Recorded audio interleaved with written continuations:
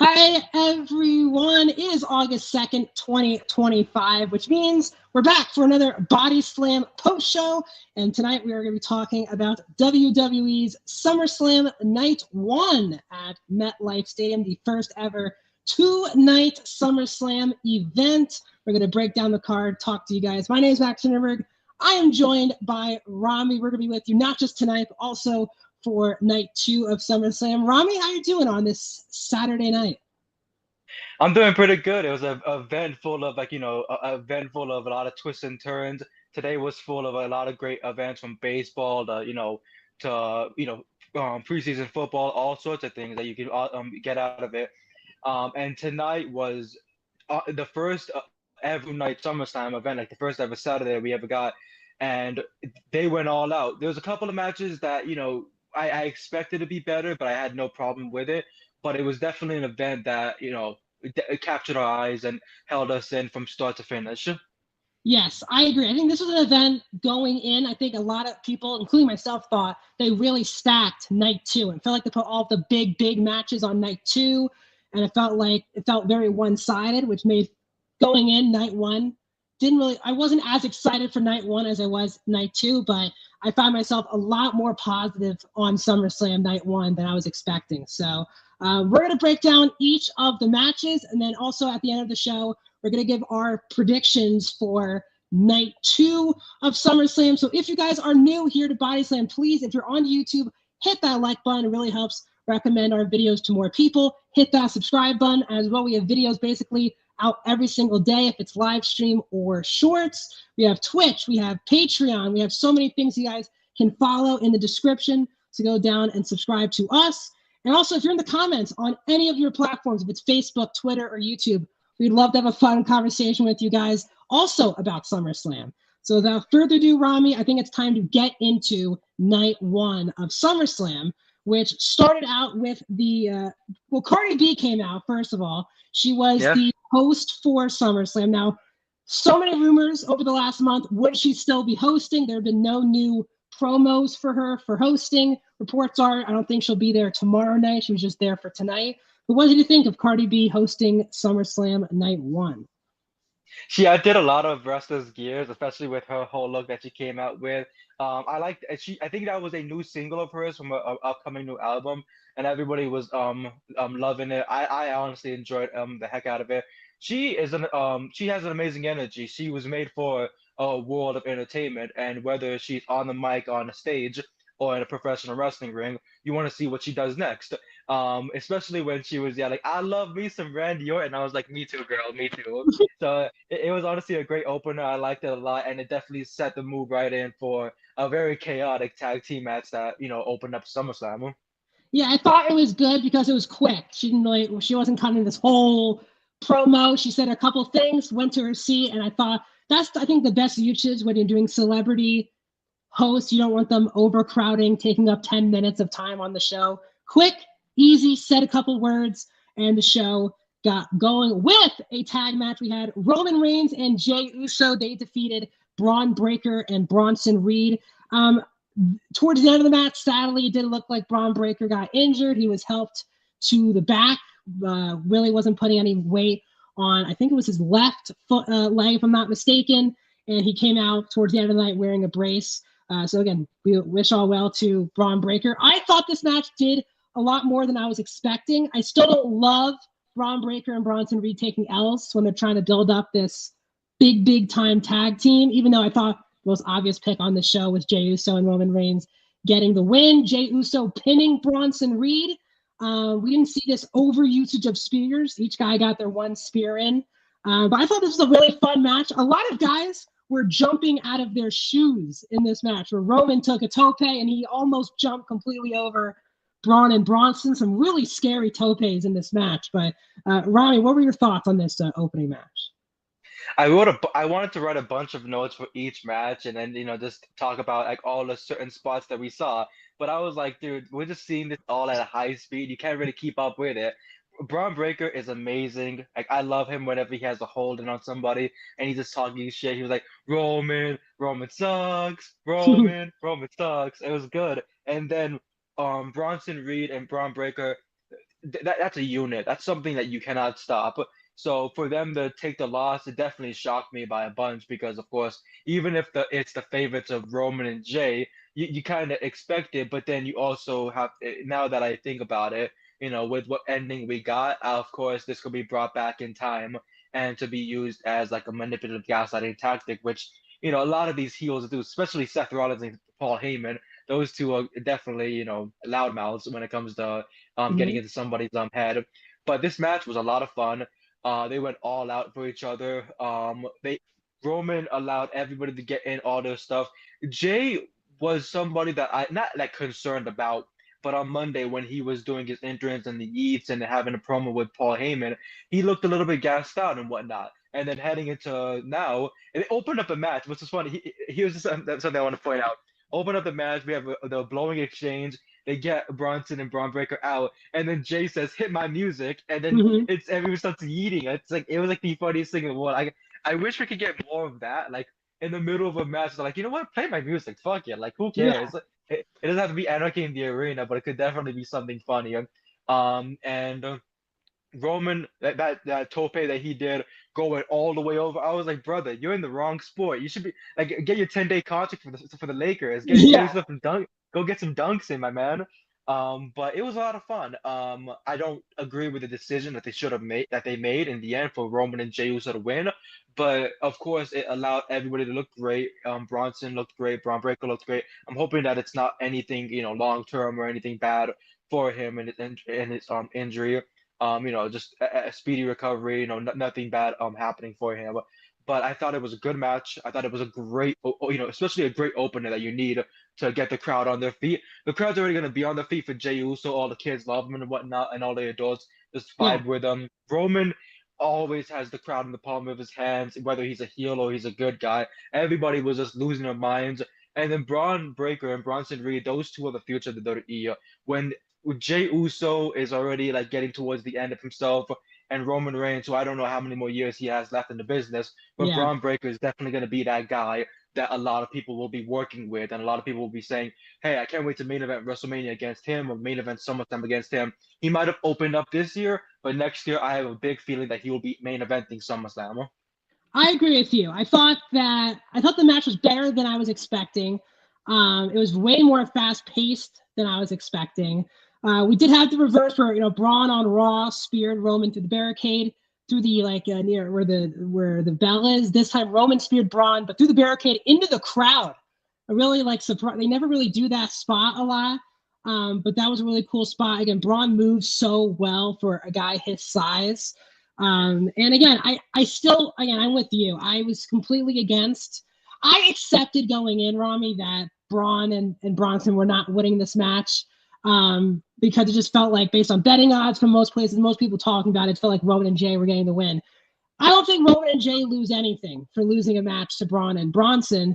And I said this, I was watching with someone, I said, especially if Seth is cashing in, it would be nice if their group felt even more, wow, Braun Breaker pinned Roman Reigns, and then the end of the night, Seth is the world champion. It feels like that group was on fire. I still think they should have done that. But I thought, again, I think there's a reason why I think Braun and Roman were not a part of the finish of the match. I think they want to leave those two guys to each other probably at next year's WrestleMania. But again, I'm very nervous about Braun Breaker. To be completely honest, he is my favorite part of watching Raw every single week. The guy steals the show every single week. His promo work, you talked about him singing to Roman Reigns, his in-ring mannerisms. He gets better every really time you see him, and he just He really feels like does. the guy. Clearly the next 15, 20 years of WWE will be through him. Love Bronson Reed, but again, I'm with you. I didn't love the end result. But again, I guess we're not going to super speculate on the severity of Braun Breaker's injury. But if indeed he has to miss any time, Rami, what do you think is a good idea booking wise, even if just for Bronson Reed, I think, post this match? Honestly, if I had to be in that booking mindset and whatnot, I feel like tonight would have been an ultimate opportunity to have Bronson pin Jey Uso, get that big win from him. Especially if Braun Breaker was out, you could have called an audible, I feel, and then had Bronson Reed be able to take up that momentum so that when we get to the main event and then we saw the result of what we saw, it would still keep the group, bold, big, and alive, which you're supposed to. It feels like we entered a kind of pattern where the Nexus was built up this big margin of the summer, and we're like, okay, when SummerSlam comes, I think they're gonna kill the Avengers just like that. But no, the Avengers win in Infinity War, and we're like, okay, so there's no end game. And I feel that it's definitely something that they need to look into because Bronson Reed should come right back and destroy everybody. Because now you have the group on top. The group is on top of the world after what we Yeah. saw. But it's the fact that Braun Breaker, if he does miss any time off, Bronson Reed is gonna have to just tsunami through every single motherfucker on the planet. That's And right. he's gotta be built big, and that's what you did for the last couple of weeks, and then you dropped the ball, and then now you're gonna build him back up. The next pay-per-view is in Paris, right? Clash in Yep. Paris, I believe. So Yep. it Clash in Paris. You have to wait all that way to probably do Jay versus Bronson Reed, and then you have Bronson Reed win there, and then the event after that is probably Bad Blood or so, whatever. And then you have a road match there. It's a bunch of scrambled eggs, and nobody's eating any of it. It just smells like shit. It's just like I Yeah. don't know what they were trying to do with that, and that's not me shitting on any of the product. It's just me saying that they needed to do something better, especially with leading a group like this where these guys are the future. This is our new evolution. This is Yeah. the next duo of guys that are gonna main event WrestleMania, SummerSlams, and have big money days. So I really feel like they should have definitely thought this one through and used a different situation to where Roman can continue building himself up. But they just wanted to Yeah. give him to him off the dot. Yeah, it's going to be interesting because Roman usually after these big shows takes another couple months off. So who knows if Paris is a thing? And If he waits until Survivor Series, which is all the way late November, and Bronson, I agree with you. I think he's been the most misbooked out of this group where he's had in-ring matches with Jey Uso 2 in the last month, but both ended in DQs. So we haven't really seen Bronson get he has the most devastating finisher in the company, most protected finisher in WWE, but he hasn't used it to beat anyone actually in a match. So I do think at some point, if Braun Breaker is indeed out, I don't think Bronson Reed should just be muscle for Seth Rollins. I think he should have his own, if he's feuding for the mid-card title situation. Obviously, it depends of who wins the Dominic Mysterio AJ Styles match, but if somehow AJ wins tomorrow, Bronson Reed will be another good person to put in that spot. But I'm very, again, I hope Braun Breaker's injury isn't that he was walking. He didn't like have a boot on or anything. It was a brace on his knee. So hopefully, again, we're all praying for him because the guy is entertaining and the guy is must watch TV. Any last thoughts? Yeah. I wanted to point out that Roman Reigns will be gone because he has to go and film the Street Fighter movie. Him and Cody, they were saying, are gonna have to like take some time off, later this month to go and do all that filming there.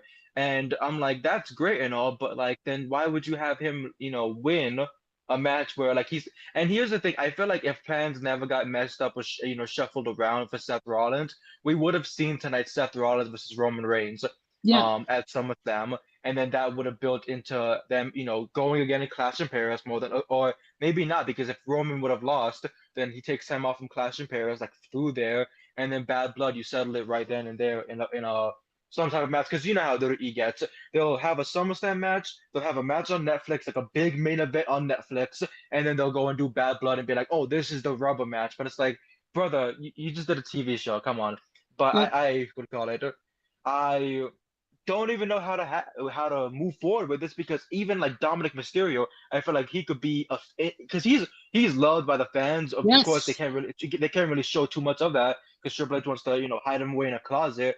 But Dominic Mysterio versus Bronson Reed will be a lot of fun, and they could even build in a situation where Finn, does the same thing what he did to Damian against Gunther, and it allows Bronson Reed's group to prosper with a championship just because he was so jealous of Dominic Mysterio, which I still feel like he is. I agree. I think Bronson should be in a mid-card title feud if Braun Breaker is indeed out for any big part of a lot of time. So yeah, Roman, there was a report from Fightful Select today for the Street Fighter game, which is the only report was they're going out the field, but Cody was the one who is not going to be missing basically any major WWE dates. So Cody won't be on set that long. So Cody will be still full time, which I think could hit maybe what happens tomorrow.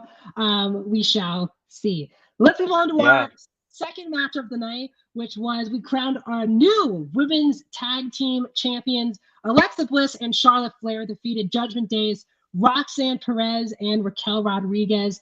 This was going to be tough for them because early in the match, the crowd was very much kind of dead after the high of cheering for Jey Uso and Roman Reigns. But luckily, not surprisingly, these four women had a really, really good match. The crowd was won over by the match the last 5 to 7 minutes of it.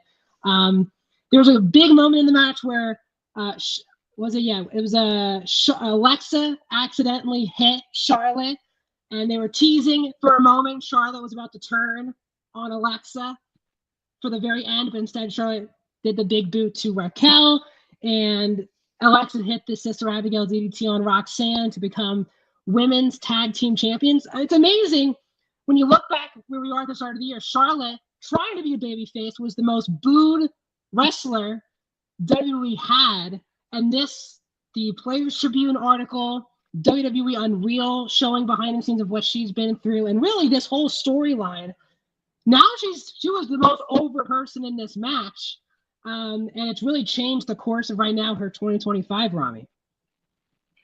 It's been something because in the beginning of the year, nobody, including myself, was a fan of Charlotte Flair's like push to win the Women's Royal Rumble, and that wasn't like as me trying to say like anything like bad nature towards her. But I was like, if I'm gonna pick someone to win it, I want to pick somebody like go like example like Liv Morgan. I thought was a heavy favorite to win the Women's Royal Rumble, so that when Charlotte Flair won it, and we're like, okay. So last year they had plans. I remember I wrote them about on Bodyslam net about how they had reported plans where if WrestleMania was held in Minnesota, they wanted to do Charlotte Flair versus Tiffany Stratton. They decided to change it to Las Vegas, and they still decided to run with the same plans of Charlotte Flair versus Tiffany Stratton at WrestleMania. And heading into that, it was very, very, bad. Like, and that ended up, both women were caught up in a big fire of just a war of words. Charlotte said some things, Tiffany said some things, and the whole internet exploded. And they were like, "Oh, let's take this person's side. Let's take this person's side." It became a lot of hate comments, and a lot of hate mail, and a lot of displeasure towards Charlotte Flair. She found a way out of it, and I'm glad for that because she's really talented. She's an incredible worker. A lot when you ask any of the women backstage, "Oh, who do you like working with?" A lot of them say Charlotte Flair. They do enjoy working with her. Yeah. Alexa Bliss, ever since she came back, has been saying, "I want to work with her." And from what I originally thought, that these two were going to face off in like a long-standing, bitter rivalry, one-on-one with each other. We'll get that down the line, but no one's thinking about that because these two have been able to work together and then not using the F word, not using the word friends, but tonight the power of friendship and the power of friendship overcame the odds for Charlotte Flair and Alexa Bliss to win the tag team championships. I was nervous when that forearm got hit, and I was like, oh no. And then when she dragged Charlotte to the corner and tagged her in, I was still thinking Charlotte's gonna get up, turn her around, and deliver her own forearm and knock out Alexa Bliss, and then we're gonna get that rivalry. No, Charlotte decided to fuck all that and helped out her friend. She cannot deny that whatsoever. That's her friend. They are friends, and now they are women's tag team champions. It was a great match, and it was a great way to take the titles off of the women because a lot of people during the day were thinking to themselves, "Oh, is Liv Morgan gonna get involved if she was like cleared in time?" But she wasn't. She's not cleared just in time. We don't know just yet. There's still another SummerSlam tomorrow, and Dominic Mysterio, her boy is still wrestling, so we just don't know what could happen. Especially in professional wrestling, anyone can keep things under wraps, and we don't know what could happen at any given moment. But it was a great ending to this match. It was a fun time. I do agree with you that the crowd was a little bit dead. They started waking back up as soon as once that forearm got hit. I feel like the whole crowd like got up to their feet because they're like, "What's gonna happen next?" And then when Charlotte was standing in that corner, ready to, and it looked like betray Alexa Bliss, the crowd was like, "Please don't let this happen." That big boot happens. The Sister Abigail DDT. The crowd pops big, and then those two hug each other. it was good. I can't wait for this reign because I want to see them go to NXT. I want to see them go on Raw. I want to see them travel and go Yeah. as much as they possibly can and defend the tag team titles. Show off the power of friendship because this is a tag team that we haven't seen since I feel Team Hell No, Daniel Bryan and Kane, where they hate each other. They are the worst enemies, but they had to be forced into a tag team, cooperate, and then now the tag team champions. Like Team Hell, yes, right there. Like I think everything about this is just perfect.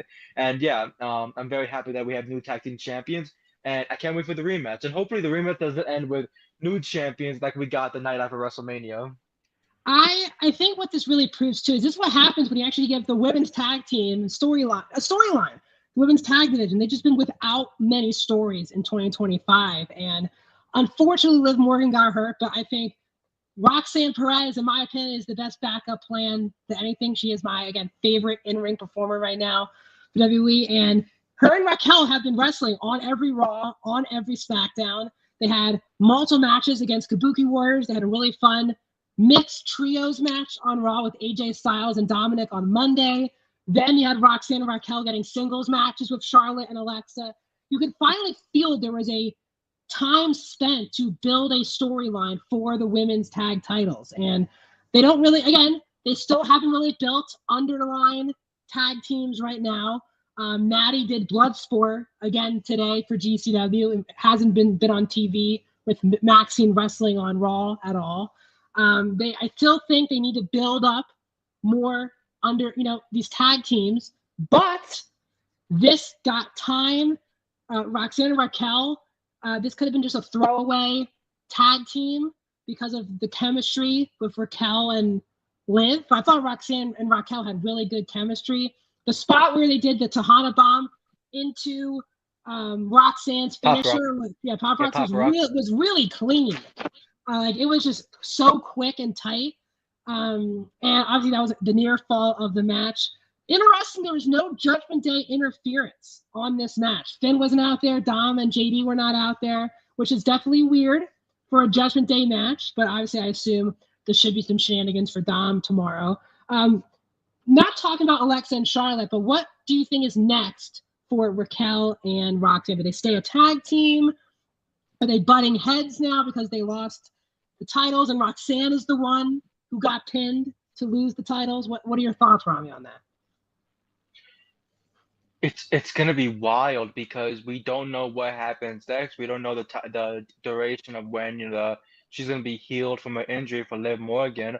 But I say this that you can immediately place the blame all on Roxanne and whatnot and like keep it going, and then you can get to like Clash in Paris or whatever. Because I feel like knowing the WWE, they'll probably keep the championships on Charlotte and Alexa for the next month.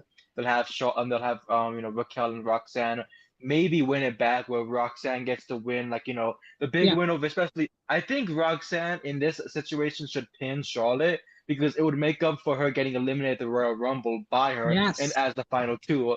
It would definitely build up her momentum as well. Like, hey, I pinned you to win back the tag team championships, to bring gold back to the Judgment Day. But right now, how I see it is if if this past Monday, let's say Judgment Day, the Finn Balor and JD lost the tag team championships, let's say, and then Roxanne and Raquel lost the tag team championships tonight, and then Dom, let's say for example tomorrow, which retains his Intercontinental Championship, it would have been him, the only one with a championship in the group. That's right. And that would have been massive tension. It would have started creating the seeds where Finn Balor and Roxanne can start working together to dethrone Dominic Mysterio and then create more tension to where Liv Morgan comes back in a couple of months or so, or whenever she can return, because that's what it's all about. I know that, and I have a strong feeling that this SummerSlam, we were supposed to get that Finn and Roxanne against Liv and Dominic Mysterio match in some way, fashion.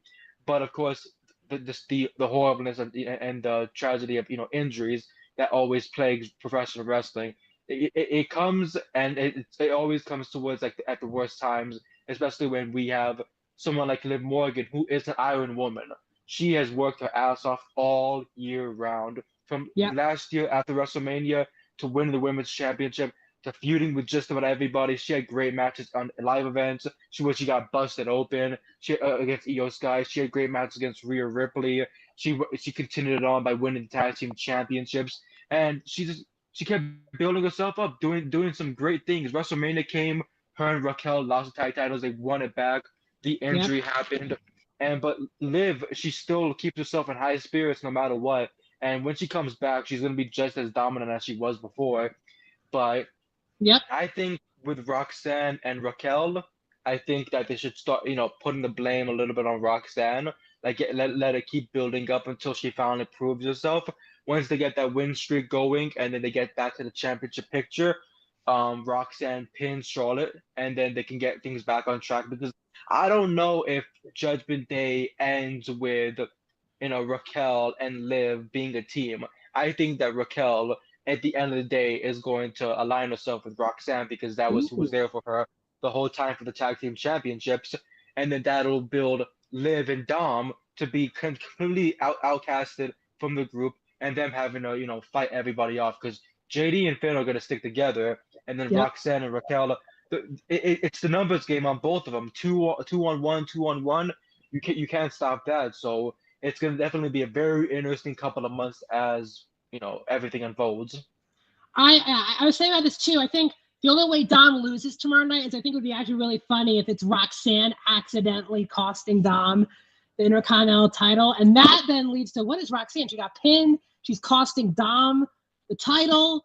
That I think could be. I think that's the only swerve. I still would pick Dom to win tomorrow night, but that's the only swerve I think is actually kind of compelling for the Intercontinental title match. I also want to say Raquel got such a bad rap for years. I do believe that she has really shown why she is very, very good. She's been excellent in 2025. Both her singles match with Rhea Ripley was really good earlier this year in Saudi Arabia. Her tag work has been phenomenal. And she's gone through so many personal stuff health-wise. So I'm really just happy to see Raquel doing so good. But yes, we have new women's World Tag Team Champions. Let's get to the halfway point of the show, Rami, as we had Sami Zayn defeating Karrion Kross, the third match for them in this best of three here. Sami getting the win in Saudi Arabia, Kross getting the win 2 weeks ago on Raw, and now Sami getting the win. The stipulation was whoever, Kross said, if I win, Sami, you have to say that I was telling the truth. But then Sami said, if I win, Kross, you have to say that you are a liar. Now, Kross did not say that he was a liar after this match was over. And everyone was asking, is this the kumbaya for Karrion Kross? Because reportedly his contract is up at the end of the month, and reportedly he has not re-signed officially yet. Again, Kross also likes to keep his buzz up, so him not announcing he's re-signed keeps him interesting over the next month. I thought this match was fine. I love Kross. I think he has done such a great job making the story interesting. But again, this story is supposed to propel Sami Zayn's. This is the first journey to get Sami Zayn to become a world heavyweight champion. So in order to do that, Sami has to win these undercard feuds to build his way up to being back in the world title picture. Thought the match was fine. There was a point where Scarlett gave Sami the actual pipe. He threw it away, picked up the win. Wasn't really anything special. I don't think any of their matches were great. But I thought the story here was more important, I guess, than the actual in-ring over the last couple months.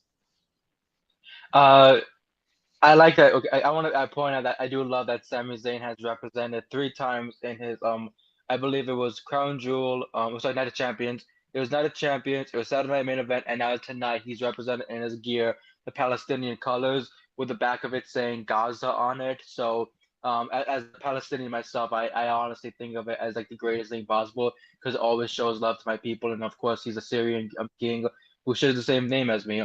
Of course, like shoot name, and all That's right. that.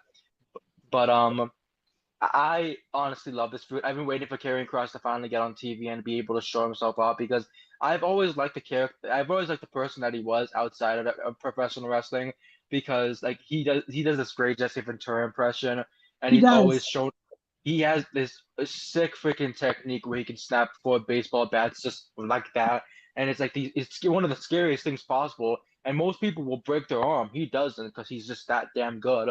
And he wasn't my favorite when I was watching NXT. When I was watching him when he was bald and he defeated Finn Balor, I wasn't a big fan of his, and I wasn't like growing onto him. I was like his endurance, the presentation, like what Adam Cole said, it's all cool, and but I had no like desire to really watch him. He gets released, he comes back, he works his way around, and then he starts with this gimmick where like every time he says something to someone, like they end up turning heel and they end up listening to his words. Sammy was the only one who just did not want to do any of that. And Mm-hmm. as well as AJ Styles turned heel, but it was confusing because then they turned him back to being a face as soon as he got back from injury. But with Sami Zayn, he was not going to admit any defeat, and he was not going to allow Karrion Kross to stop him. But Karrion Kross has worked his way up to getting 2 minutes of TV time on an ad for Netflix, because when you watch the international stuff on a VPN, you can be able to see Karrion Kross's promos. That's the only time they showed it. And I'm not Yeah, trying to dig at WWE here, but WWE definitely did not want to really show him too much. They gave him little opportunities here and there, and then they told him, hey, make it work. And he made it work. He kicked ass every single time. Last couple of months since post WrestleMania, he's kicked ass with those promos, and he's made people very invested to see what happens next and making sure that people want to see what happens with his matches. Sami Zayn is an amazing person to feud with, especially with how much of the underdog from the underground since his that's right. NXT days. He's always been one of the biggest underdogs. When he's a heel, he can get under anybody's skin. You know, it's just the Canadian way. But I feel like when it came to being a face, he's like one of the absolute greatest faces that we have in the WWE in the past 20 plus years. And this match, it didn't like raise anybody's eyes. They didn't do no freaking like brainbuster on the apron or a No. power driver off the top rope, whatever. But it was a way for Karrion Kross to still try to tell Sammy that I know that deep down inside you're a dark man, but Sammy was not gonna let that slide. Haluva kick, 1, 2, 3, and Cross. Whether he admits it on Monday or this is the farewell that we're gonna get, I feel like the WWE should resign him. They should definitely see what he just did there and then try to, invest more into him, invest more into his stock. You don't got to send him to freaking SmackDown or to freaking NXT. Keep him on Raw. He's doing a great job there, and let him keep feuding with all the talent that's there, because they're giving opportunities to a lot of people like El Grande Americano. They're giving opportunities to that. They're giving opportunities to like Grayson Waller and the New Day's trio. Give something to Karrion Kross. Let him build something up, because if everybody is like in this injury timeline, or if anybody is taking time off from the like Roman Reigns and all these others, then you got to get people like Karrion Kross who are dedicating themselves every single day, showing up to work, showing up to classes, training every single minute of the day to prove that I want to be here and I will do anything I can to prove that. Baron Corbin was the same way, and then they released him. Dijak was the same way, and they released him. So I hope that Karrion Kross can get out of that, portal of, being one of those Yeah. guys that could have been. And I feel like he could definitely build himself into something. Anything really. Intercontinental champion, you could do it. Honestly, him and Bronson Reed could honestly kick some ass if you decided to go with a Karrion Kross face run, because everyone's turning to love him. He was literally saying like, "Thank you so much for chanting my name a couple weeks ago on Raw," and then they're like, "Yeah, but you're still a heel, brother." That's a cult following. They love him. At Yeah. this point, you just got to give Charles Manson the keys of the door, and I don't mean that in a fucked up way, but I'm just saying like, Yeah. that's literally how it goes. But yeah, good 7 minute, 8 minute match. Like just something to build up Sami Zayn, because I do hope that he wins the Whatever Championship, especially in the storyline that we have right now. And I cannot wait to see what happens next with Karrion Kross, whether he's future endeavored or he stays, which I think he should. Yeah, I think Cross is a great supporting character on Raw. This is not a guy who in ring probably should be fighting for the World Heavyweight Championship, but he's been a really good supporting piece. And I think so many people think that's a knock or throwing shade at him. So many people, he gets a lot of crap for his in-ring. I don't think his in-ring's great, but I do think it's good enough. I like his suplexes are really filthy. But again, Sammy got the necessary win here. I still think, like, we talk about buzz all the time. Look at R-Truth. That guy had buzz. Fired, got a lot of buzz. They have really dropped the ball with that buzz. He got a roll-up win over Aleister Black, and we haven't seen him since. This guy was the number one topic in pro wrestling for a hot second, and WWE kind of just didn't. They just kind of made him R-Truth again. There really wasn't that buzz. I'm nervous that Cross gets re-signed because of this buzz, and then they kind of just bench him again because of it. I think he's a guy who, not saying needs to be at the top of the card, but being a supporting character to set up other things is also a really good thing. He was a good supporting piece in the AJ Styles WrestleMania feud with Logan Paul, and he's a very good supporting piece for Sami Zayn as well. So I don't think the match was very good. I thought the match was kind of whatever. But I think I would be shocked if Cross isn't re-signed. But if he is not again, I think, again, he'll have totally, he's already been released once from WWE. He'll have another shot to go back out there with Scarlett and go back to it. So we are currently, there you go. And I will say this, I hope that he does go back to Bloodsport because that was a fun time this past April. Yeah, really good match. Yeah, Bloodsport. So he can do a lot. I loved him in TNA as well with Killer Cross. So there's a lot of different elements to his character. And also he keeps losing these feuds. That could also make him more crazy and over the top, which I think, again, supporting characters are necessary on every show. I think he's the perfect side character to things happening on Raw. But we are currently halfway through, guys. If you're new, welcome to the Bodyslam Post Show. We're currently reviewing SummerSlam Night 1. So if you're new to the YouTube channel, hit that subscribe button. Follow us across all of our social media platforms. That's Facebook, Twitter, Twitch, YouTube, all of those things. TikTok. We are doing so much stuff. If it's live shows, shorts, Bodyslam.net with tons of articles. We're doing so much. So guys, please subscribe. If you're also watching us right now, we have over 300, nearly 400 people watching us. Give us a comment. Let us know that you're here checking us out. What are your thoughts on WWE SummerSlam as well? So Rami, let's get into the second half of night 1. We had Tiffany Stratton retaining her women's championship against Jade Cargill. Match was 7 minutes long, which was actually the shortest match on the card. Sami Zayn's match was 8 minutes long. This was a match I was not very excited for. I've watched every Jade Cargill match that dates back to her tag match of Shaq in AEW up until now. Have never been at this point. You know, it's fighting a match. Michael Cole says, isn't it impressive how Tiffany Stratton, where she is, you know, a couple years ago, was not a wrestler? Jade Cargill and her have been in wrestling the same amount of time. Jade got the opportunity to be on TV for this song. Tiffany was always at the PC, then NXT. This match had its moments. The Swanton was really filthy from Tiffany in this match. There was a moment where she went for the moonsault and Jade gave her a really stiff kick. There was a sloppy moment at the end where Jade did hit Jaded, but she basically put Tiffany's foot on the rope.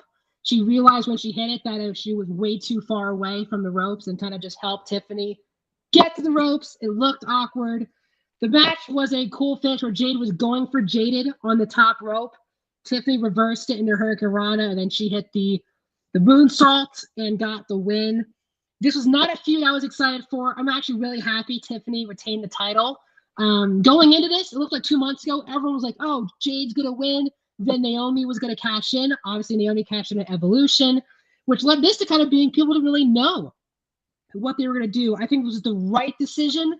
But Tiffany's, for me, Rami, her reign hasn't been great. She's had tons of matches with Nia Jax. I thought her best title match was easily against Trish at Evolution. And here we are with Jade. I didn't think the match, it was fine, but I do think I want to see Tiffany's next feud be a bigger deal. But what were your thoughts on Tiffany and Jade? I thought that Jade pulled out a lot of moves that were not seen from her before. She was definitely testing some stuff out, and it was working pretty fine. But I didn't like the length that we got of it. I feel like with the work that she was putting in, she was doing a pretty stellar job. And then Tiffany was getting her comeback in, hit her finish, and 1, 2, 3 right there. I was like, wow, that was it. Like, it was quick. I think it felt like a very freaking quick match. Like you could have gone to the kitchen, grabbed yourself a juice box or fucking bag of chips, and then you would have been at the halfway point of the match. So you're like, wow, they're already about to fucking finish things up. I didn't and it's the truth. A couple of months ago, when Naomi won the Money in the Bank, I automatically said, okay, they put Jade in the Queen of the Ring against Asuka. If Asuka wins, she fights Io at SummerSlam, which would have been like a huge like betrayal type of match and whatnot because they used to be all damage control. And then they put Jade Cargill in it, and I was like, okay, so we're gonna get the Naomi cash in.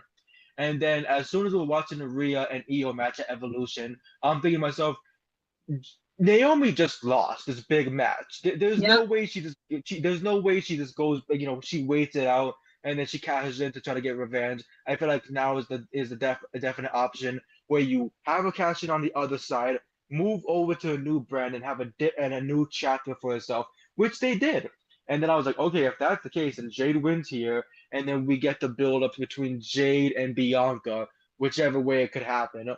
Yeah. But that was not the case. That was not the case whatsoever. And Charlotte, sorry, Tiffany, I got the blondes mixed up. My apologies. No, you're good. But Tiffany, she cashed in the women's Money in the Bank, and ever since she's cashed it in, it's felt like a weird reign because she's had some pretty cool matches, but then she's what the only match I feel like out of the Nia match that went really well for her was the last woman standing match. Agreed. Like I thought Agreed. that because the table spot was like that was pretty freaking sick, and then the Trish Stratus match they had, it was rough. Not like a rough type of way, like oh it was bad, but it was like they were killing each other. They were very gritty. They were trying to hurt each other in the most like pure way possible, and I like that. And I was like, okay, so this match, if it's the end of a feud, then she kicked ass. And from the way they worded it on Friday, I thought that it was over with. They didn't really give them enough time to really be on camera to have a good face-to-face promo with each other. They just had Yeah. each other had Jay tell her, don't help me, and oh, I won't help you, and then they had a face-to-face and a title tug, and I was like, okay. So then when they don't cash in, the championship on Jade Cargill, now I'm thinking to myself, what happens next? Because Bianca, I did write this last night. It's reported that Bianca Belair will be returning to the SmackDown roster by either next week or the next 2 weeks, and that will be very exciting to see her against Tiffany. She gets revenge Yes. on Tiffany, wins the championship. But then when you think to it, like if Bianca and Jade do feud, you're not going to turn Jade heel. You're not going to turn her heel. I feel like Bianca is definitely the one that should turn heel and just have it be like that. And then you have both women's champions on both sides be former best friends of Jade. Naomi has the Raw Women's Championship. Bianca has the SmackDown Women's Championship. And then hell, you could even build up like a super match like Survivor Series because I miss the days when Survivor Series used to be where it was the world champions either against each other or even then you could build as Bianca and Naomi as the women's world champions against like for example Jade and Tiffany or whoever's big at the time, even like Lyra if she's going for the women's world championship or anyone because the roster it's always moving with the women's roster. It's always moving. There's a lot of women on that roster that can kick ass and be put positioned in any type of match. Chelsea Green, Lyra Valkyria, Mia Yim, B-Fab, Charlotte Flair, Alexa Bliss, Roxanne, Raquel, and that's just a small list of the even NXT has so many women that could step up their game and immediately be on the main roster by tomorrow. But this feud was very confusing because you expect the champion, Yeah. especially the Queen of the Ring format. It felt like it was 100% win rate, or like ever since you won the championship, Nia won against what was it, Bailey Yep. last year? Yep. Yep. She won. She won against Bailey. Gunther won against Damian Priest. We're like, okay, so it's a 100% foolproof cash in. No, it's not really because Jade lost, and now Cody Rhodes tomorrow night has to worry about John Cena's face side being brought back in. So it's Yep. something that I don't understand really the whole point of having the ending what we saw. Uh, so now I'm confused because it's like does Bianca win the championship? Who wins the championship next? Because I don't know how long they're gonna have Tiffany hold the championship for when it's always looking like she might lose it in her very next title defense when it Yeah. comes to a new challenger. Jade, I don't like to be that person. I just think the in-ring stuff, it just isn't. I just didn't think it was ready for her to be the champion right now. I still think there's just a lot of room to grow for her, both in-ring and really as a character. And I actually disagree with you, Rami, on the fact that I think it's time for Jade to be a heel because she cut a promo after she won Queen of the Ring where she was like, all of us, we should never give up. And she gave like this very underdog babyface promo. I'm not trying to be a jerk to Jade. You're not an underdog. Look at you. You're a superhuman person. You shouldn't be cutting promos like you're Sami Zayn. Like, you're superhuman. Look at you. You look different than the rest of the roster. I think it's time for some arrogance. Jade, while in ring still left a lot to be desired in AEW, her character work was a lot stronger that side of AEW because she was cocky, had the arrogance. She felt unbeatable.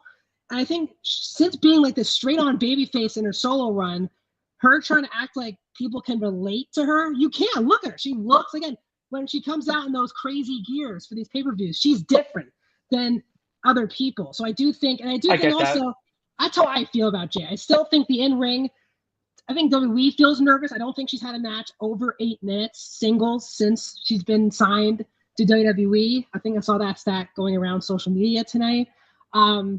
I think there needs to be more in ring, I think, to get to a point, but also the character needs to get a lot stronger. And I think Tiffany Bianca is honestly the best idea for Paris, because we're going to get Stephanie versus, I think, Naomi at Paris, and I think we're going to get Tiffany and Bianca, which would be really awesome. So I thought the match was underwhelming. There were some missed spots at particular moments. But again, I still think this Tiffany reign needs a big boost to it. And I think Bianca's will probably bring that. But yeah, this is not been they definitely rushed the feud. There was you brought it up on SmackDown 2 weeks ago. Jade got beat up, Tiffany made the save. That was that. Then last week, Jade said, not gonna do that again, didn't need your help. That was it. Like, there was just no build up to this match, and it led to a underwhelming finish. Let's Rami, move on to a really fun match. I think the last 2 matches ended this show with a bang. We had Logan Paul and Drew McIntyre getting the win over Jelly Roll and Randy Orton. I think nobody. If you predicted Logan Paul pitting Jelly Roll, I'll tell you what, good for you, because I don't think many people in their mind thought Jelly Roll was getting pinned, to a point where Fightful had to report that it was planned all week for Randy Orton and Jelly Roll to get the win, but things changed in the last in the last 48 or so hours, which is really fascinating. Why it was planned all week for Jelly Roll and Orton to get the win. Things changed. Jelly Roll, notably, went through all this training. Michael Cole said he lost over 200 pounds to get ready for this match. His wife was ringside. The shocking part was Jelly Roll worked basically the whole match. He got taken out by Logan Paul. We'll get to that.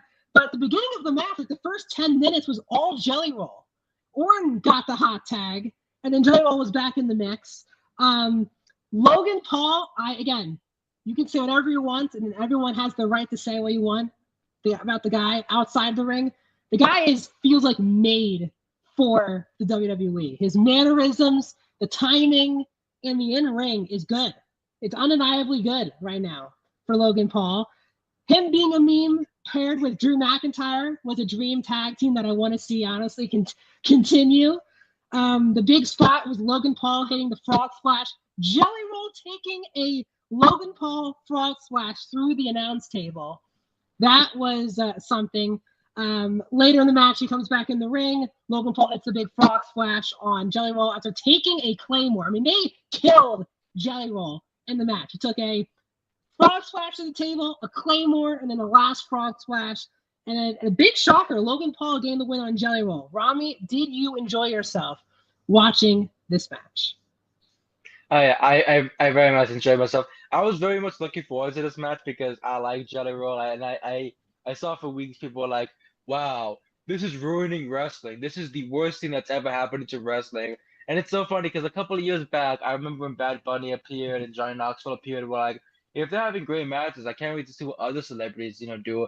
And then when Jelly Roll comes into the mix, they're like, man, this is the fucking worst idea WWE has ever done. I'm like, this is awesome. Like, are you not entertained? Like, this is coming from also a guy that enjoyed the WLC match between El Torito and Hornswoggle. I thought that was the coolest match in the world as a 14-year-old.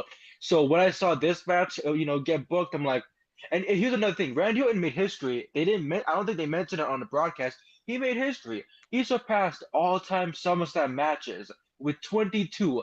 The man he surpassed, The Undertaker, a very long feud for him that he had throughout his young career. And how does he do it? By teaming up with Jelly Roll. That's a Hall of Fame speech right there. Like, oh, how did you surpass like the record at SummerSlam? I teamed up with a Grammy-nominated artist, Jelly Roll, and Jelly Roll went all out. It was Yeah. a fun. It was a fun freaking match. Like he got worked. He stood up to Drew McIntyre, tried to land some blows, got hit with a glass cow kiss, got hit with a double suplex, took a great bump. Like he did a phenomenal job of making himself look like $1,000,000 on his first night. And then the frog splash, he double fisted the primes, jumped right off the Yeah. turnbuckle pod, and that was a beautiful frog splash. But the second I saw that it hit, I immediately thought to myself, "Oh, Jelly will crap himself." Because all week I've been watching Unreal, so every time they had a freaking conversation of, "Oh, have you crapped yourself in the ring?" That's right. So I'm like, Yeah, "Oh, yeah. Jelly Roll definitely crapped himself right there." But I thought for a second I was like, "Did he actually get hurt?" But when he turned around and saw where Randy was, got the hot tag, and got the crowd back in action. The crowd was already rooting for him, like, please get back in there. He gets the hot tag, the crowd explodes, everything's going perfectly fine. And then the RKO, Logan takes him out, lands a splash, 1, 2, 3, and then Logan Paul wins. I'm glad they went with that finish because it also makes Logan Paul not look like a.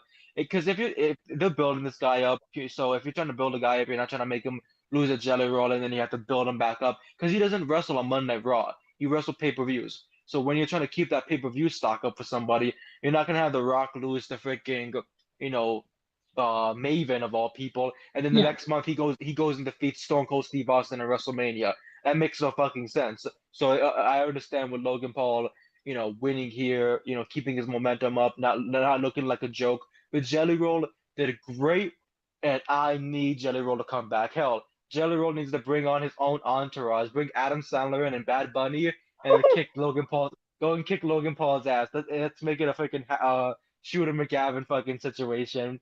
What do you call it? The shanties. But no, I thought it was a fun match. I honestly give this match a good 4 stars and everything. I think it was pretty fun. I'm not a fan of Logan Paul whatsoever, but I can definitely be like, you know what? Those two for celebrities and for people who are trying to make Yeah. themselves for people who are trying to make wrestling look cool, they definitely did a great job at it. And so I cannot wait to see what Jelly Roll does next. His next match, I will definitely be either in attendance for or freaking talking so much about it. Yeah, that's what was shocking about the match too was Randy and Drew did the least out of the 4 guys. It was really Logan and Jelly who carried the match, and that was something I was not expecting. When Joey Roll was put on the table and he had his legs, dangling off the announce table, I thought this was like a spot where he would probably he could easily get up, you know what I mean, and move out of the way. It just didn't feel like that's how he was going to take the frog splash. And when he did move, the shock, I was like, wow, he's really taking that. I actually think this is going to set up a Logan Paul Jelly Roll singles match. I think that's when Jelly Roll will get the win. He hit a big boss man slam, by the way, Jelly Roll, on Drew McIntyre. That was very impressive. Again, Jelly Roll didn't do a lot offensively, but he took a beating really in this match, and all respect to him. And I think, Rami, I think it's fair to criticize sometimes when they do the celebrity matches. I grew up in a time, we both did, where celebrity matches were, gotta be honest, embarrassing in WWE. If you're talking about like Snooki at WrestleMania level bad and other Well, stuff. okay. I will say this. I will That's say my this. I opinion. think yeah, I thought Snooki, but that was like the one celebrity over the years. I was like, you know what? For doing that little moonsault that she did, I thought it was pretty cool. But here's the thing. Napoleon Dynamite, John Hitter sucked. Jeremy Piven sucked. Yes. Um, what do you call it? Who else was there? Seth Green sucked. Like there were so many people that were just awful in the ring. They were just put in there just to take a bump or whatever, and then have Randy and Triple H and John Cena like carry them right on their back every single time. Like I think the only one that probably had like a good enough spot, but it was just like a right hook was Mike Tyson. Like, Yep. and that's the thing. It's Mike Tyson. That's all you really. I'm not gonna expect Mike Tyson to pull out a Canadian destroyer. I just expect him to throw out a right hook and it'd be done with his night. But Yep. yeah, you're right. Celebrity matches over the years sucked. Nobody cared about them. Nobody said, "Wow, he or she's wrestling. I really got to tune in." Yeah. Nowadays, after what Bad Bunny did, everyone stepped up their game, and did a great job at it. I agree. And I would like to see Logan Paul face Jelly Roll again in a one-on-one. Triple H said on the post show that Jelly Roll even asked him right after the match if he could come back and do more stuff. So looks like the timing is right. I think the good thing, though, importantly, with celebrity matches is you don't want to overuse it. You want to make them big matches on big stages. And I think this is not Jelly Roll.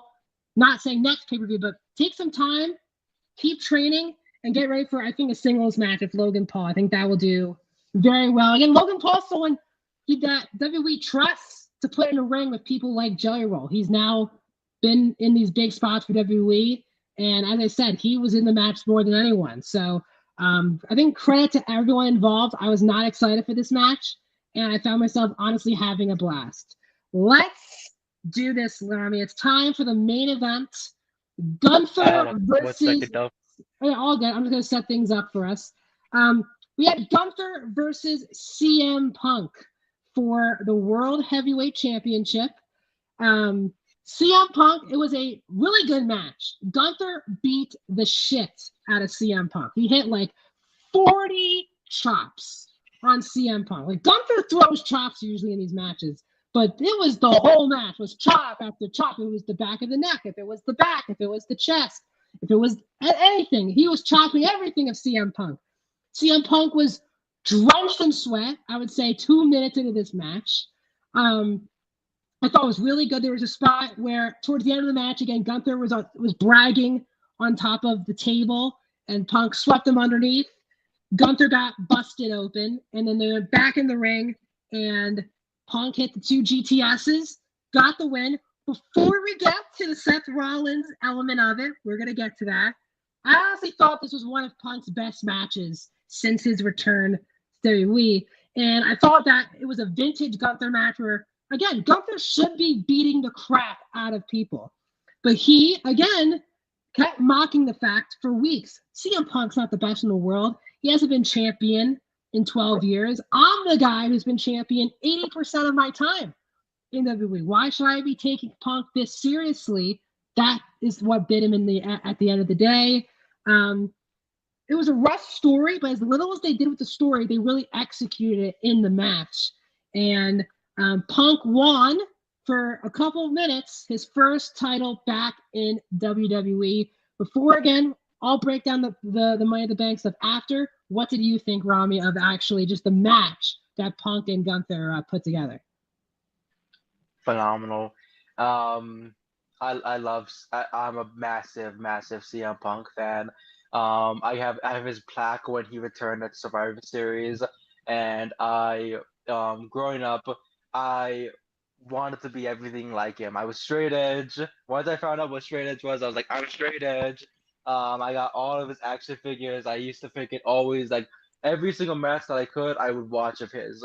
So growing up, I was a massive fan of it, and I just wanted to, make sure, like, I keep this so people don't fucking take my words out of context. I'm a massive Young Bucks fan, Kenny Omega, and all these other people. Yep. So you know how Brawl Out gets, but I love everybody involved with it. So who cares? Good But for you, man. growing Good up, for you. yeah, because you see how the world is. Like, if I Yeah. say I'm a CM Punk fan, I'm getting castrated. If I say I'm a Young Bucks fan, I'm getting castrated. I think they're both lovely people. But Yeah. watching CM Punk when I was 14, him departing, and then me thinking to myself, I'm never gonna see this guy ever win a World Heavyweight Championship ever again. I'm never gonna see him win gold or wrap gold around his waist. He came back to wrestling. He had his the tables turned and things happened. He came back to the Fed. He decided not to burn any more bridges. The Yeah. last couple since his return, I will say I've hated every feud he's been in because I thought it was just the same thing over and over again. You left us. You left us. You left us. You started to sound like my ex-wife, pal. Like, golly, like get the fuck out of here with that. I'm tired. I Yeah. got tired of it. Jeff had the same thing. Drew had the same thing. It's like I understood it with AEW. I understood with having that, but when you bring it back to the Fed, and then you continue it on for 2+ years, no one cares anymore, buddy, and nobody fucking cares. And that's what CM Punk even said yesterday. I'm finally happy not to be involved with some crybaby who wants to fight me because I left the company, because I left, I departed from the company. No more of that bullshit. And Gunther and CM Punk has been a match that was booked for WrestleMania, didn't happen. But these two fought each other last December, December 27th and December 28th. They fought each other. I was sick like a motherfucker, but I saw on social media, on socials with CM Punk, his first match in Chicago in quite some time for WWE. He fought Gunther for the whatever championship in a steel cage match. Great. Couple months later, down WrestleMania season, he fights Gunther once again in Austria for a live event. Back-to-back live event matches.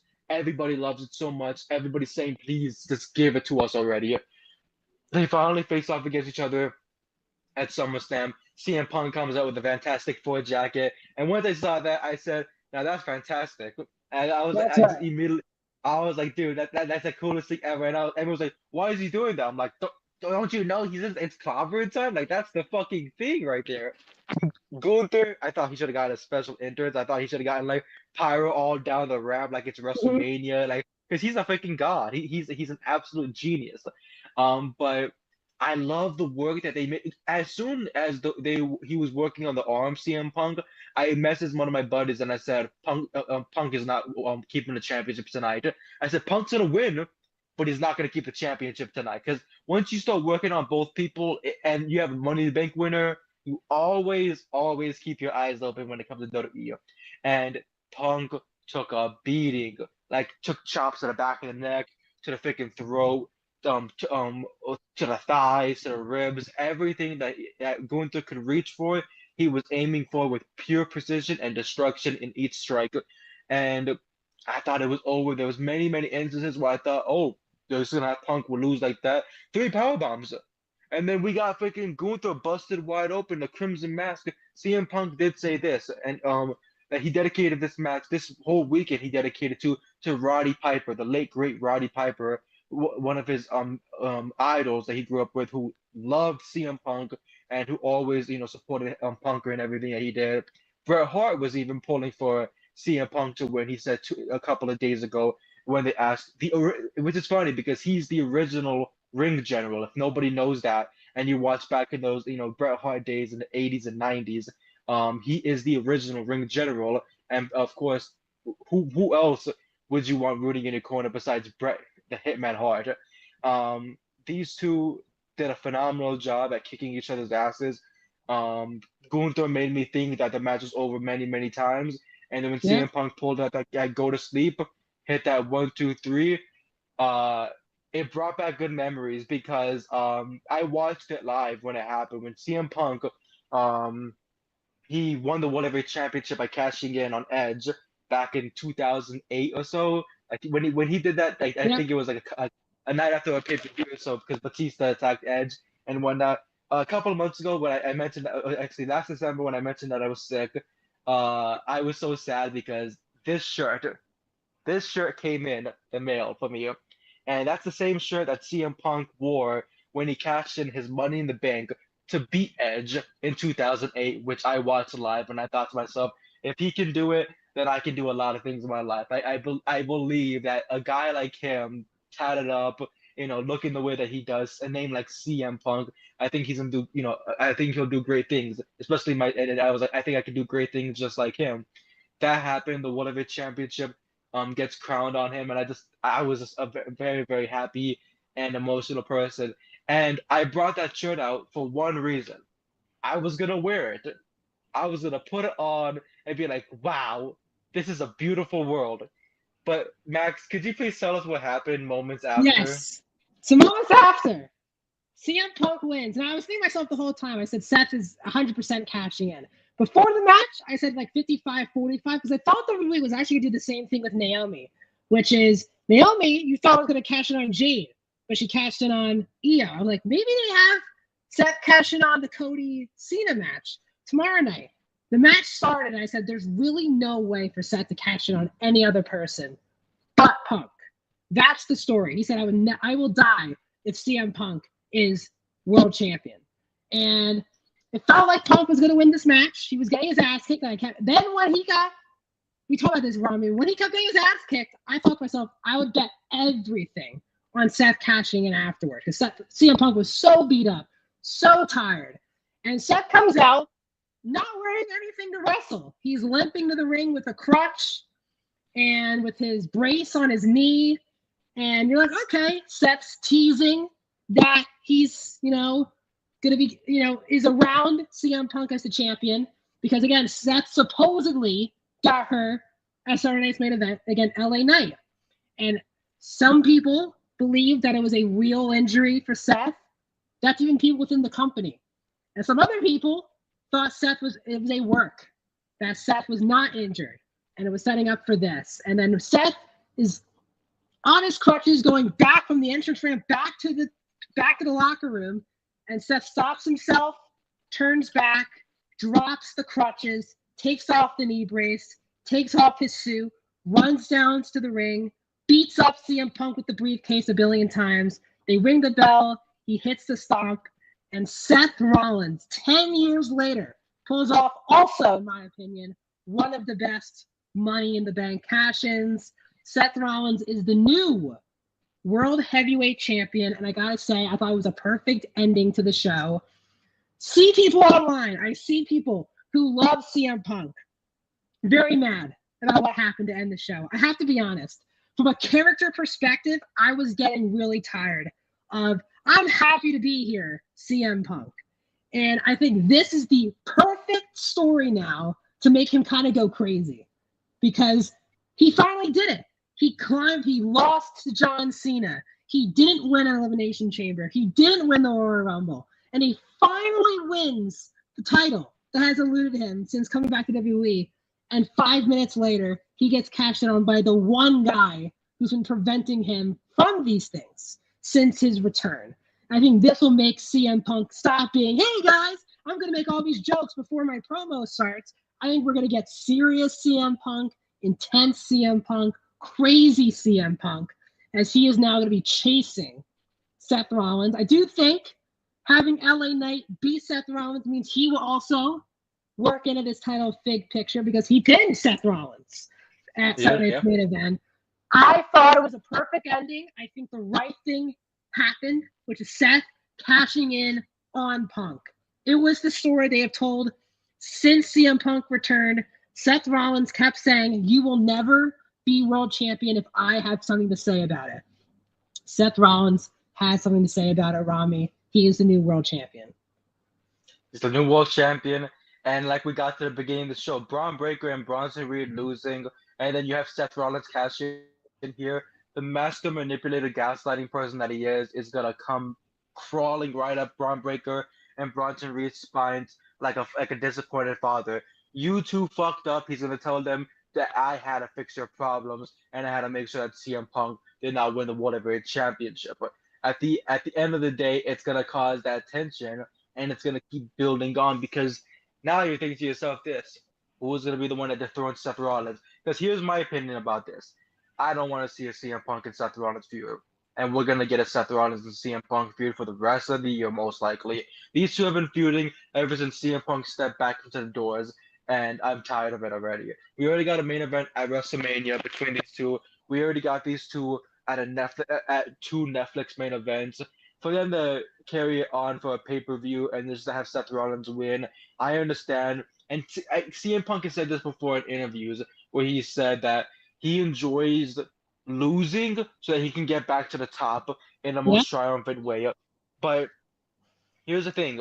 The last time he won the WWE Championship at SummerSlam, like before this night, was when he defeated John Cena, where the special guest referee was Triple H. What happened after that? He got cashed in on by somebody that we will not name. And now, a decade later, you win the World Heavyweight Championship, and what happens? You get cashed in on by the worst person that you could ever think of. Because in the worst person in CM Punk's life, I don't think he's like. I think Seth Rollins is a phenomenal wrestler and phenomenal person. That's why this whole feud has been about revenge, and I'm not gonna let this guy even stand anywhere close to that World Heavyweight Championship. if you win it, you're only gonna hold it for a very small time, and that was 5 minutes. Seth Rollins cashes in, curb stomp, 1, 2, 3, and now we got a new champion. But now it builds into this. If Roman's taking time off, where's Roman fit into this? Will Roman face him at Bad Blood? Roman and Seth at Bad Blood for the world title? And Clash in Paris, will it be LA Knight and Seth Rollins, or will it be CM Punk and Seth Rollins? Yeah. Like it's a very, very, it could even be a three-way, and then you have, LA Knight take the pin there, and it still kind of protects CM Punk, who only took one pin. And here's the thing too, is that the second or third time? I think that was the first time ever that Seth Rollins has pinned CM Punk in singles competition, which is a fun fact. He was 0-29 against CM Punk since the very beginning of their WWE careers against each other, from NXT all the way till now. CM Punk defeated Seth Rollins every chance he got in singles competition, in Royal Rumbles, in Chambers, at Survivor Series. Every single time CM Punk beat him, but that was not the case here in the biggest match of both their careers, especially after winning the whatever championship. And now we got to see what happens next. But it was a great ending. And I'm a massive CM Punk fan. When he won, I was like about to like bawl my eyes crying. Like that was like we finally got it. And when I heard Seth's music hit, I looked at my little brother and said, "Oh, they're cooking." That because immediately once Seth Rollins cashes in, it's a perfect moment. When he cashed in on Roman Reigns, people were like, "Oh no!" Like it meant like a decade ago. So I was happy because, of course, no one wanted Roman or Brock to win the championship, and no one wanted them to have a title. So when we saw Seth Rollins, we're like, "Dude, this is fucking awesome! We got a 12-course meal." Now, 10 years later, now we got Seth Rollins cashing in to have this bitter rivalry and this bitter revenge. It made it really cool. It felt like WrestleMania Night 1 all over again, where Seth Rollins once again walks away with everything in his hands, and CM Punk walks away with nothing. So now it's going to be very interesting to see what happens Monday night, but also Sunday. We have some pretty fucking sick matches that we're gonna watch, and that ending could be everything that people are talking about.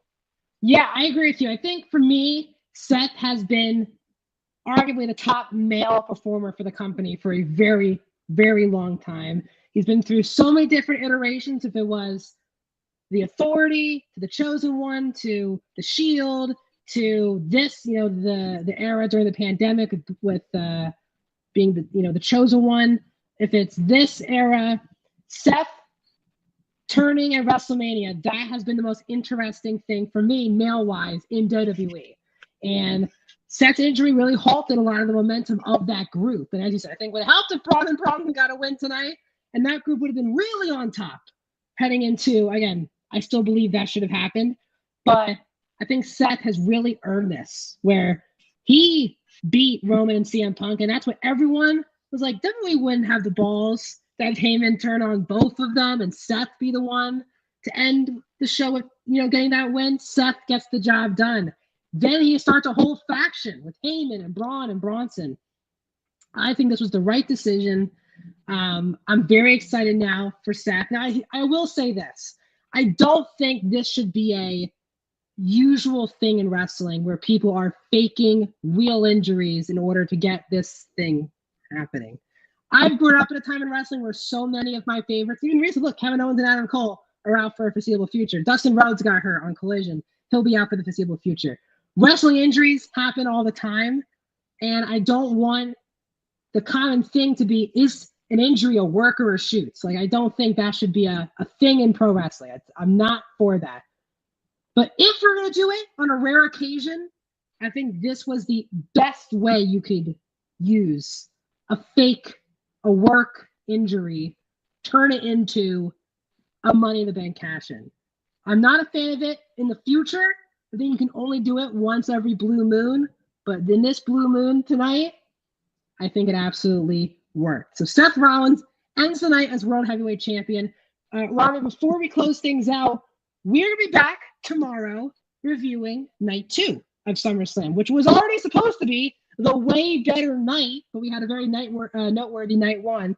So let's go through each match really quickly to wrap things up here on our night 1 post show. So let's go through each match, Rami, give our predictions very quickly.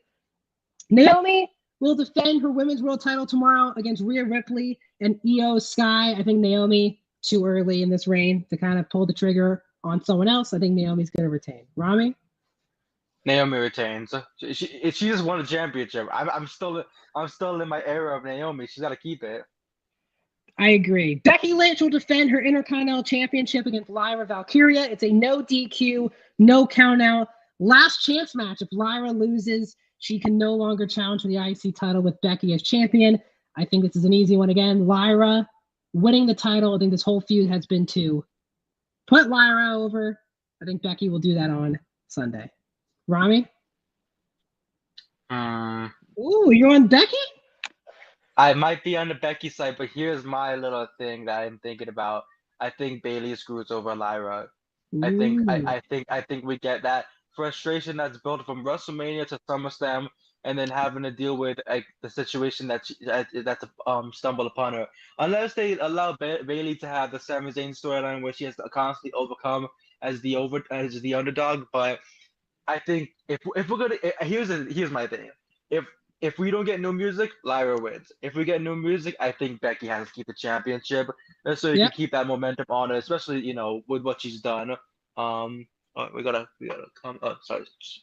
We had one of those spam comments apparently. Oh yeah, I see that. But yeah, I'm definitely. If no new music, I'm going Lyra. If we get new music, I'm going Becky. It's a crazy prediction, but it feels unique.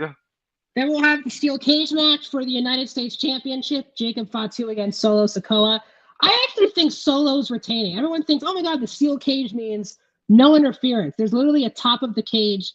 I think JC Mateo and Tangaloa and Tawatonga are going to get involved, and somehow I think Fatu is going to be inserted into like the world title picture, and I think Solo will keep the U.S. title. It seems like it's a hot take. I just feel like everyone's like, there's going to be no interference. The cage is open. It's not Hell in a Cell where it's completely enclosed. People are going to get involved. I have Solo. Rami, who do you have? I got Jacob winning.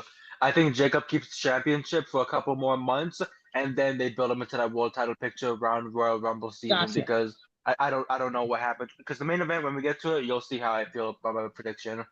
Yep, we'll have Dominic Mysterio against AJ Styles for the Intercontinental Championship. I love my fantasy booking of Roxanne costing Dom. I still don't think that's what they're going to do. I think Dom's retaining against AJ. Rami? Yeah. Dirty Dom retains the championship, and then he sends AJ Styles home. Yep. We have, I think, the car crash of the weekend, the six-pack, whatever, for six-pack TLC match for the World Tag Team titles. We have the Wyatt Six defending against Andrade and Rey Fenix, against DIY, Braxium, Motor City Machine Guns, and the Street Profits. This will probably be the best match on the show. There's really no wrong answer here because I actually have no idea who's winning this match. I believe, in my heart, I want DIY. So for that reason, I'm picking DIY. I think their story of we want to save the tag division has been the story for this tag division. I would like them to win. They probably will not, but I, in my heart, just love DIY. So I'm hoping DIY wins. Rami, who do you have? Motor City Machine Guns. Yeah. I need Charlene Saban to win back those championships because Motor City takes over the top all the time. But it would not shock me if we did get a Wyatt Six interference from the others, and it allows Gacy to go up there and win a championship. But I'm going Motor City Machine Guns. That's my final pick. Hey, I love that we have different picks. This makes this fun. Let's get to the main event. New champions, man. Cody and John Cena. Now, John Cena had people are thinking, a face turn last night, where he cut this very babyface promo. August 1st, John Cena is back. John Cena was like, I have been screwed over by The Rock and Travis Scott.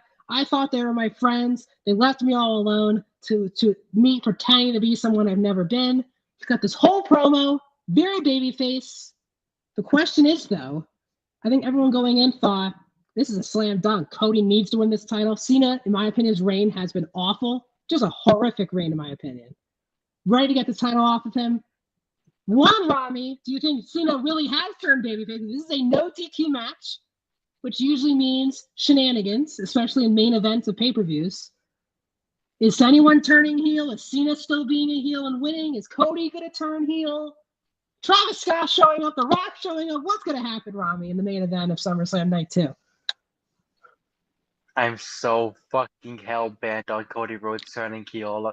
I Okay. think that this is it. I think that this is the moment that Cena's gonna have the verge of winning, and then he's gonna see that The Rock's gonna come out. I think The Rock shows up. I don't know if Travis Scott does, but I think The Rock shows up.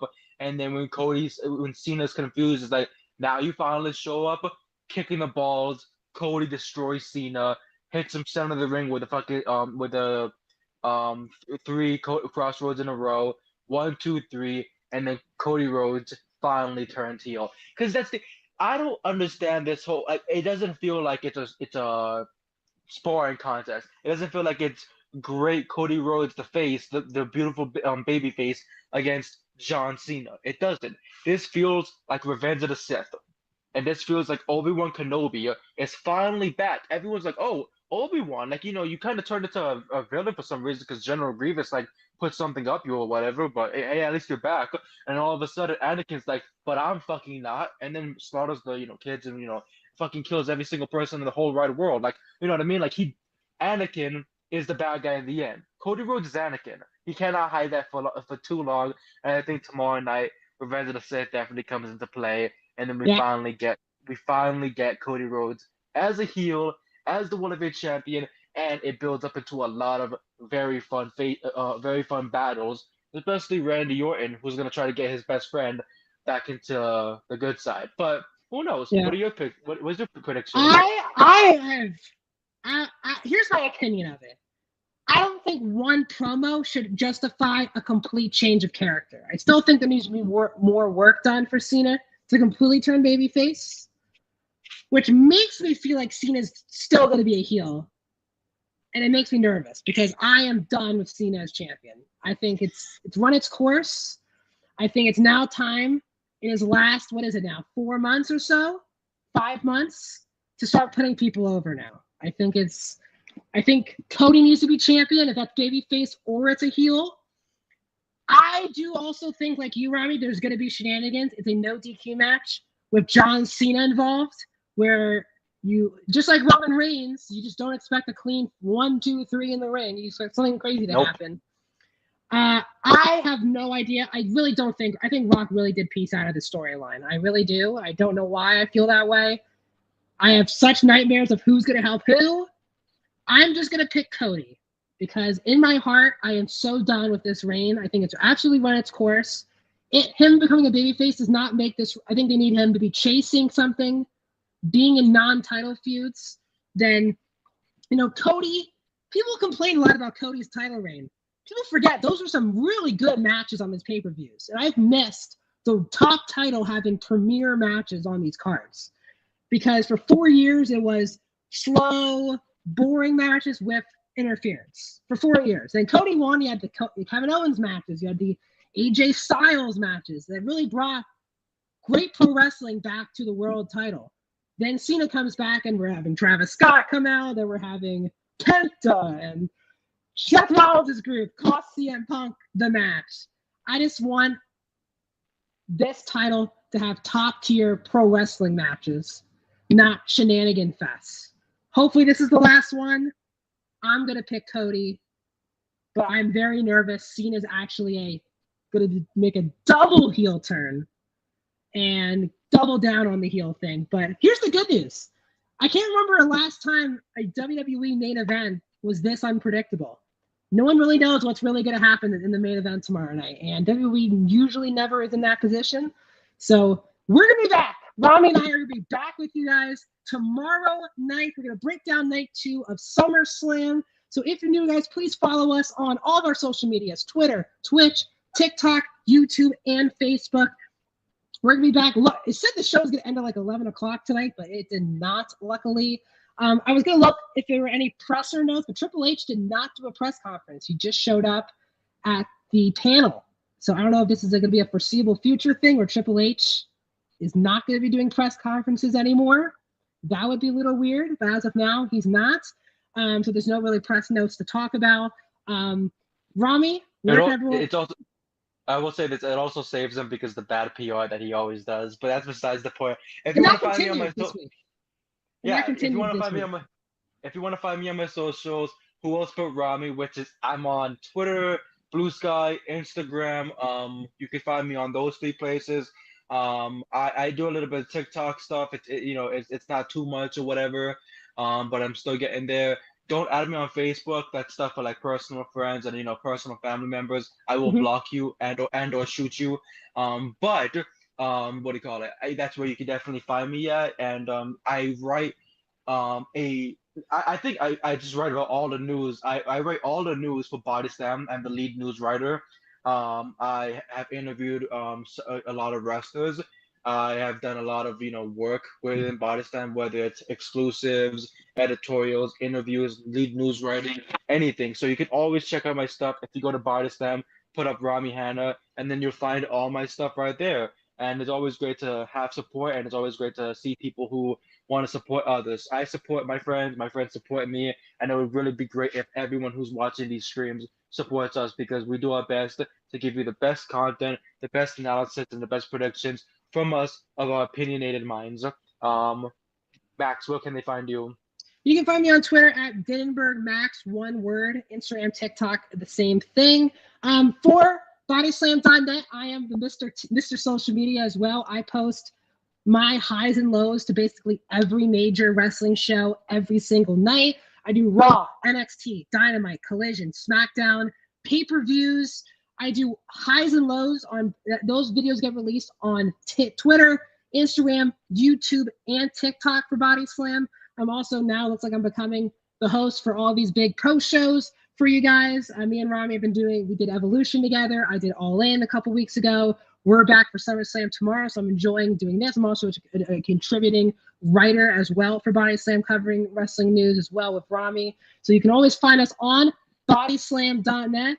Also, want to shout out Corey Hayes really quickly. It is his birthday today. Happy birthday, Corey Hayes. He's been breaking so much news for us. So if you want exclusive wrestling news where you can't find anywhere else, please subscribe to our Patreon. Helps everyone out here who works for Bodyslam. Corey's been doing such a great job in 2025 breaking big wrestling news. And the only place you can find that is patreon.com/bodyslam. So please, you can find that link down below. Once again, I've been Max Dinenberg. That's been Rami. We'll be back night 2 tomorrow night of SummerSlam. Who's winning the world title? We're going to tell you tomorrow. See you guys then.